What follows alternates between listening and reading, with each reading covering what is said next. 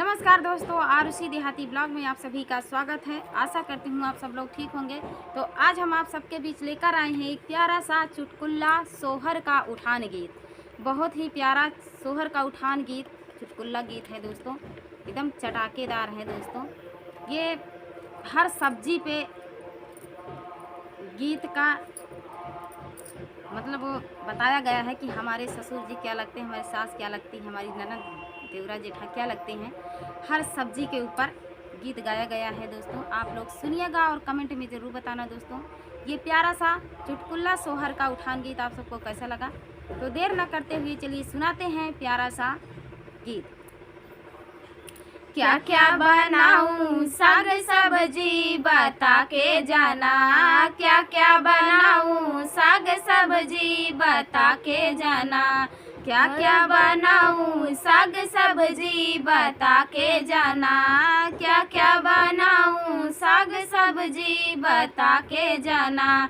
गोले गोले आलू मेरा ससुरा लगेला, गोले गोले आलू मेरा ससुरा लगेला, गोभी लगेली सासुरानी बता के जाना, गोभी लगेली सासुरानी बता के जाना। क्या क्या बनाऊं साग सब्जी बता के जाना, क्या क्या बनाऊं साग सब्जी बता के जाना। लंबी सी लौकी मेरा जेठा लगेला, लंबी सी लौकी मेरा जेठा लगेला, प्याज लगेला जेठानी बता के जाना, प्याज लगेली जेठानी बता के जाना। क्या क्या बनाऊं साग सब्जी बता के जाना, क्या क्या बनाऊं साग सब्जी बता के जाना। काला सा बैगन मेरा देवरा लगेला, काला सा बैगन मेरा देवरा लगेला, भिंडी लगे है देवरानी बता के जाना, भिंडी लगे है देवरानी बता के जाना।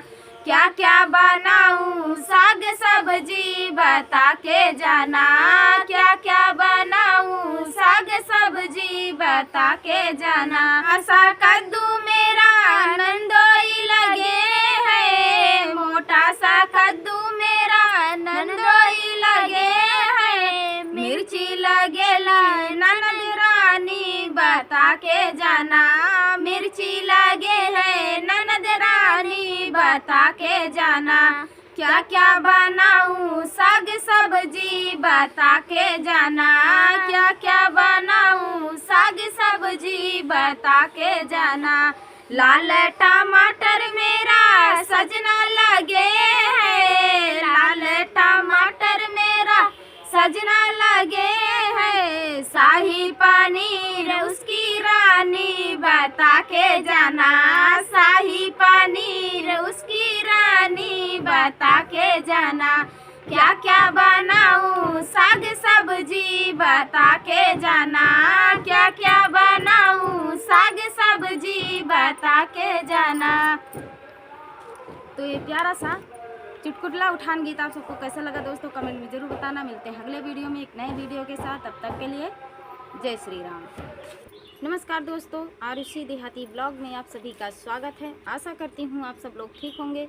तो आज हम आप सबके बीच लेकर आए हैं एक प्यारा सा पति पत्नी की नोक झोंक सोहर गीत। बहुत प्यारा सोहर गीत है दोस्तों। तो चलिए सुनाते हैं एक प्यारा सा सोहर गीत।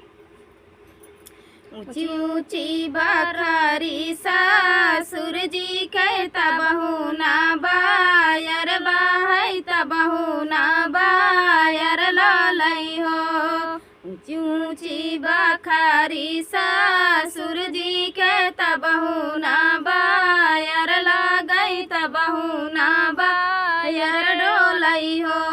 पियवा धीरे धीरे बेनिया डलावा गरमिया हमरे लागई गरमिया हमरे लगाई हो।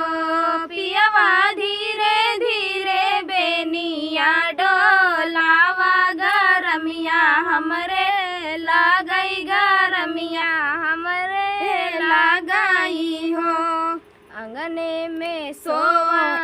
अंगने में सोवई हमारी माई वो सरवा बहिनिया ओ सरवा बहिनिया ई हो धाना बेनिया चुरौर चुरुर होई सरमा हमरे लागई सरमा हमरे लगाई हो धाना बेनिया चुरुर चुरुर होई सरमा हमरे लागई सरमा हमरे लगाई हो बोलियाई ताऊ पियवा बोला बोलायु नाही जाना बोलायु नाही जानाई हो पियवा काहे बिना लाया मुर्गा मनवा सरमा तोहरे लागई सरमा तोहरे लगाई हो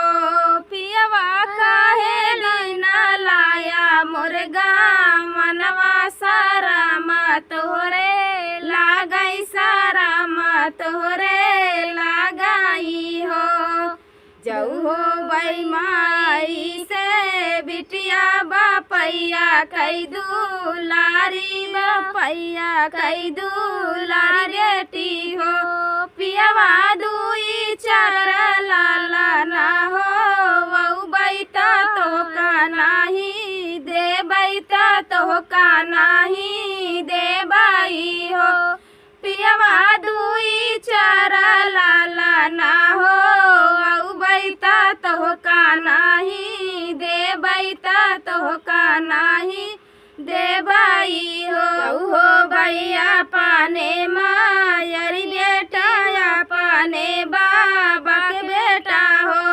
रनिया से जिया पर गनाही धर बैला लनवा कैसे पई बुला लनवा कैसे पई भी हो जाऊ हो भाई अपने माया जी के बेटा तो बाबा कई बेटा तो बाबा जी के बेटा ही हो रनिया से जिया पर गनाही धर बैला लनवा कैसे पई बुला लनवा कैसे पई भी हो रनिया से जिया पर गनाही धर बैला लाना कैसे पई बुला लाना कैसे पई भी हो। तो ये प्यारा सा पति पत्नी की नोक झोंक सोहर गीत आप सबको कैसा लगा दोस्तों? जैसा भी लगा हो कमेंट बॉक्स में ज़रूर बताना दोस्तों। मिलते हैं अगले वीडियो में एक नए गाने के साथ, तब तक